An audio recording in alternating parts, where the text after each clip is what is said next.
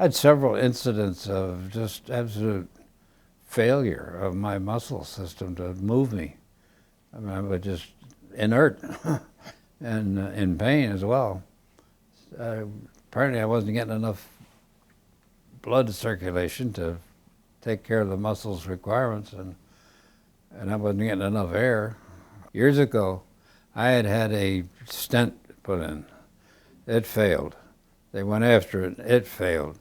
They had to cut me open. Did an open heart deal. So in that condition, they decided this time that they couldn't do it that way. Living with a man 70 years, will be 70 years anniversary pretty soon. I don't know, you kind of take care of each other, and that's what we've done for 70 years.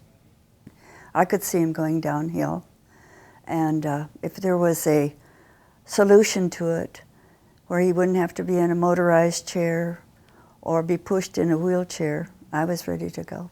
Once one is diagnosed with severe aortic stenosis, quality of life can be very difficult and actually rather miserable.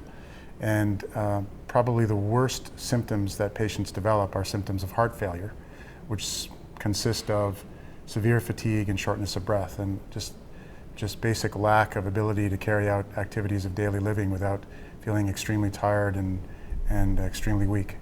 Resulted in correction. I'm 91 years old. I'm able to get, I can now walk anywhere I want without any problem. I can't go out and play golf anymore, darn it, but what more can I tell you? That it worked fine. It feels great. It was virtually painless as far as any discomfort or any before or after. To describe the outcomes of patients that have had this TAVR procedure, it's important to realize first that these patients are considered to not be operative candidates by a group of cardiologists and surgeons who have reviewed the patients and believe that they are just simply not strong enough for a variety of reasons to be able to undergo open surgery. So that is to say that these patients have a number of disease conditions, they're frail, they're weak, and they would not be expected to do well with a significant procedure. Despite this, following transcatheter aortic valve replacement, their outcomes are remarkable.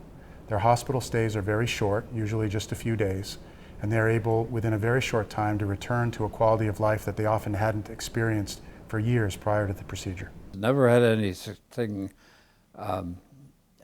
work out so successfully, even better than forecast.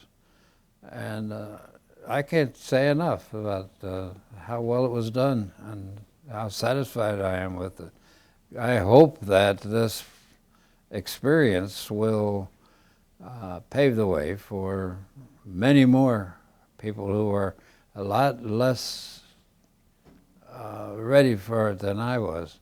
It gives me the courage, if you want to call it that, to go out and try things that I wouldn't have dared before.